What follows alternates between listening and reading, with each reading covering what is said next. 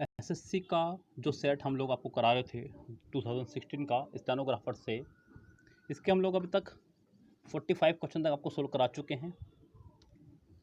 Yes, आज आपका जो बारी है वो है 46 क्वेश्चन से, जो है आपका सेंटेंस इम्प्रूवमेंट। क्या है आपका? Sentence improvement. स्टेनोग्राफर 2016 का है सेट नंबर 1। सेट नंबर 1 पहला ही सेट है जिसको हम लोग सोल्व करा रहे हैं। ये देख सकते हैं आप लोग यहाँ पे, SSC stenographer 2016 set number 1। Yes, so इसके हम लोग कर चुके तब तक 45 क्वेश्चन आगे देखिए। कह रहा है कि her work a great improvement showed last year. Last year होने के वजह से सेंटेंस में यहाँ होनी चाहिए थी सेकंड फॉर्म, जो कि है भी, लेकिन सेंटेंस का सीक्वेंस बिल्कुल भी सही नहीं है। सेंटेंस का सीक्वेंस कुछ इस तरह होना चाहिए था कि her work showed a great improvement. Verb आपकी सब्जेक्ट के तुरंत बाद होनी चाहिए थी, जो कि यहाँ नहीं है। इस सेंटेंस का आंसर इस लिहाज से आपका होना चाहिए A correct. Yes, next sentence देखिए। कह रहा है कि will you me visit and come in the hospital. Will you me visit, क्या आपको सही लग रहा है? विल यू मी विजिट, देखिए आपने लगाया विल के तुरंत बाद लगाया आपने यू, यानी कि ये सब्जेक्ट है। क्या आपने आज तक हिंदी में कभी देखा कि सब्जेक्ट और ऑब्जेक्ट इकट्ठा आ गया हो? ये सॉरी, अंग्रेजी में ये स्ट्रक्चर हिंदी का है। मैं तुम्हें पढ़ाऊँगा, ये स्ट्रक्चर है हिंदी का कि सब्जेक्ट और ऑब्जेक्ट इकट्ठा आ जाए, लेकिन अंग्रेजी का स्ट्रक्चर ये नहीं है। सब्जेक्ट और ऑब्जेक्ट के बीच में वर्ब आना अनिवार्य है। इस सेंटेंस में भी कुछ सेंटेंस ये होना चाहिए था, will you visit and come. Will you visit and come, या फिर will you come and visit, जो भी आप सोच सकते हैं। Will you come and visit me, तब आप लगाएंगे मी, यानी कि वर्ब के तुरंत आपका आना चाहिए था ऑब्जेक्ट। हालांकि यहाँ पे कम एंड विजिट और विजिट एंड कम में भी थोड़ा सा डिफरेंस होगा। हालांकि बी रेस से बाहर निकालिए पहले तो कम से कम, सी बाहर, आपका इसका आंसर हो जाएगा पहला ही ए करेक्ट। नेक्स्ट सेंटेंस देखिए। कह रहा है कि your hair needs cutting badly. 48 sentence. Your hair needs cutting badly. Your hair sentence है, योर हेयर, फिर उसके तुरंत बाद आपको लगाना होगा वर्ब से पहले एडवर्ब। यस, बैडली पहले आएगा फिर वर्ब आएगी, क्योंकि बैडली यहाँ पे एज ए एडवर्ब इस्तेमाल हुआ है और एडवर्ब हमेशा वर्ब को क्वालिफाई करती है, इसलिए आपका नीड यहाँ आएगा। Your hair badly needs cutting, यानी कि इस सेंटेंस का आंसर आपका हो जाएगा इस लिहाज से सी करेक्ट। यस, क्लियर है बात? If only he can swim, sentence जब आपका एज ए कंडीशनल हो, if, as if, yes, I wish, so आप सेंटेंस का नेक्स्ट पार्ट जो है हमेशा पास्ट बनाएंगे, प्रेजेंट नहीं बनाएंगे। आपको यहाँ पर कैन की जगह कुड का इस्तेमाल करना होगा, या फिर ज़्यादा बेहतर होगा कि आप यहाँ पर वुड का इस्तेमाल करें। लेकिन आपको कैन को हटा करके लगाना है, तो पहली प्रायोरिटी आपकी कुड ही रहेगी। अगर यहाँ पे कुड ना होता तो मैं यहाँ पे प्रायोरिटी वुड को देता। फिलहाल इसका आंसर आपका हो जाएगा B correct. Yes, sentence number देखिए 50। Strict laws were passed so that this cruel custom was no more. Strict law जो हैं बहुत ही सख्ताई से बनाए जाते हैं, जिससे कि इस तरह की प्रथाएं और ना रहें लंबे समय तक।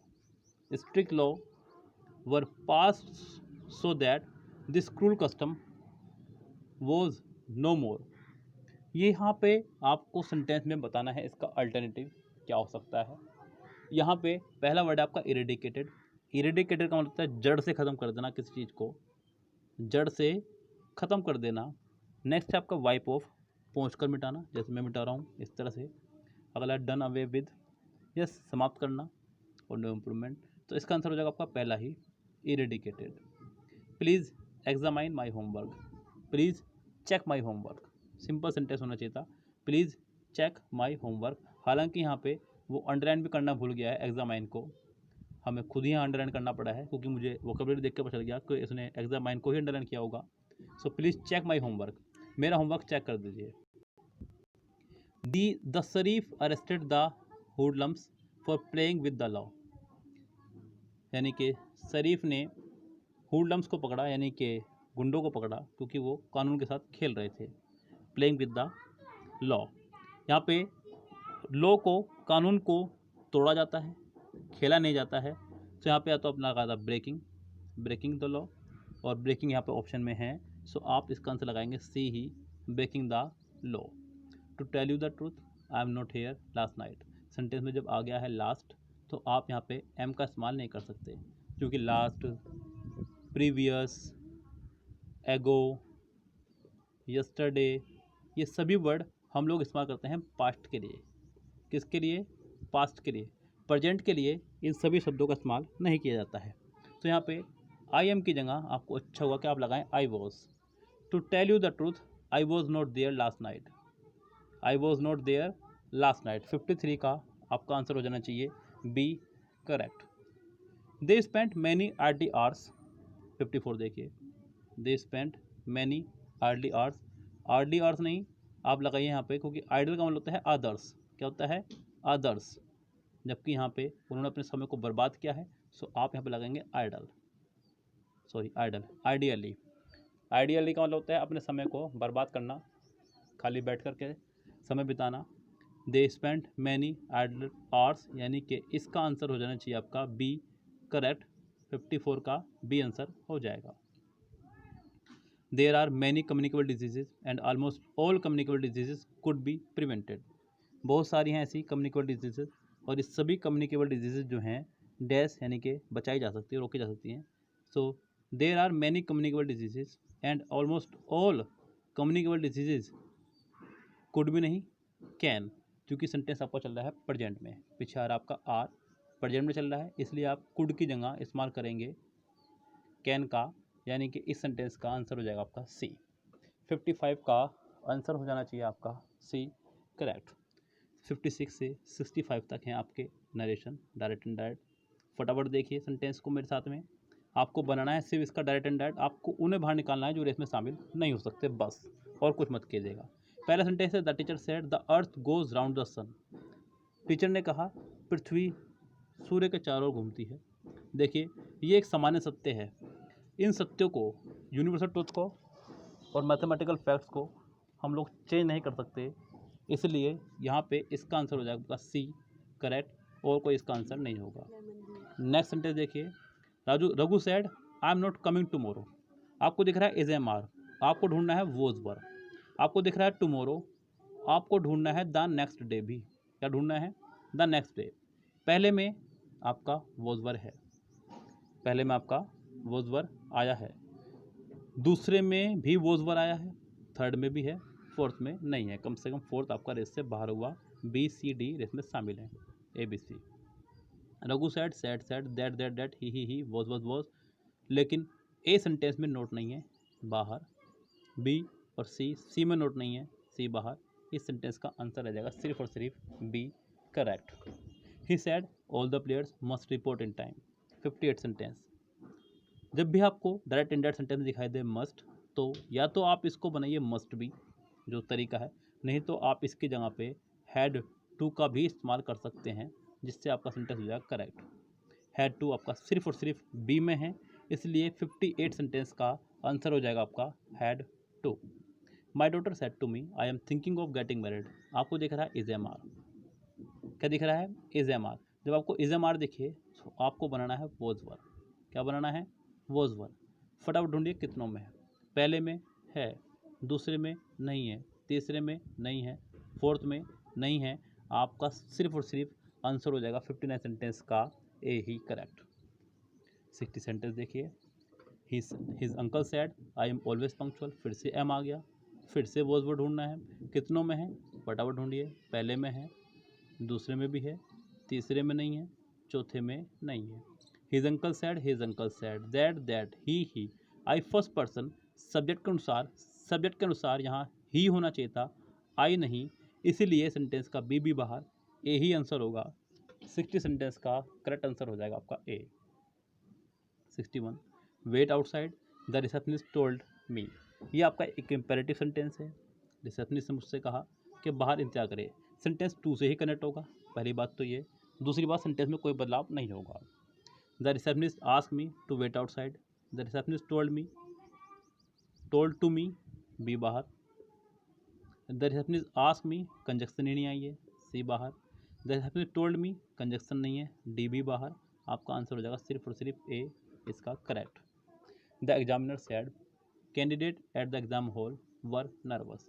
आपको दिख रहा है वॉज वर्क, आपको ढूंढना है हैड प्लस बीन। क्या ढूंढना है? हैड प्लस बीन कितनों में है उसको ढूंढिए। पहले में है, दूसरे में जी नहीं हैव बीन है, थर्ड में वर है, फोर्थ में वोज है। इस सेंटेंस का आंसर आपका पहला ही करेक्ट हो जाएगा। नेक्स्ट सेंटेंस देखिए 63। Rama said to the passer by what where is the ticket counter. आपको दिखा इज एम आर, आपको ढूंढना है वॉज वर। कितनों में है वो देखिए। पहले में है यस, दूसरे में है यस, तीसरे में है यस, फोर्थ में है नो। कम था। सेंटेंस कनेक्ट होगा डब्ल्यू फैमिली से ही, ये भी ध्यान रखें। और डब्ल्यू फैमिली के तुरंत बाद आपको चाहिए सब्जेक्ट हेल्पिंग वर्ब नहीं।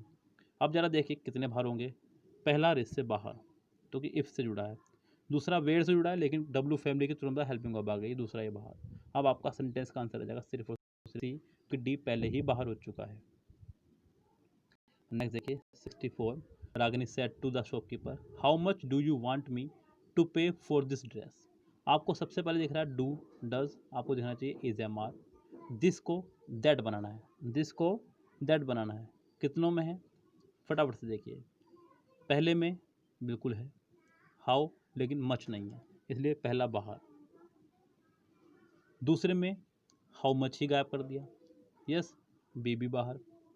थर्ड में हाउ मच के साथ वांट्स लगा दिया, सी बाहर। अब तो बस जरूरत नहीं है आपको आंसर ढूंढने की, क्योंकि आपकी मजबूरी है डी लगाना।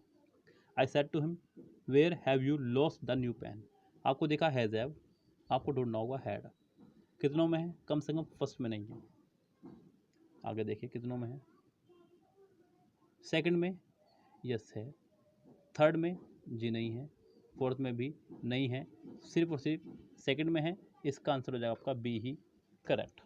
यस, सो ये है आपका आज का सेट नंबर फर्स्ट 2016 से एसएससी स्टेनोग्राफर का। यस, तो ये आपका सेट है, आप इसको देखिएगा। इसका नेक्स्ट पार्ट हम लोग अपलोड करेंगे नेक्स्ट वीडियो में। फिलहाल आपसे लेते हैं विदा, मिलते हैं आपसे नेक्स्ट वीडियो के साथ में। Goodbye, have a nice day, see tomorrow.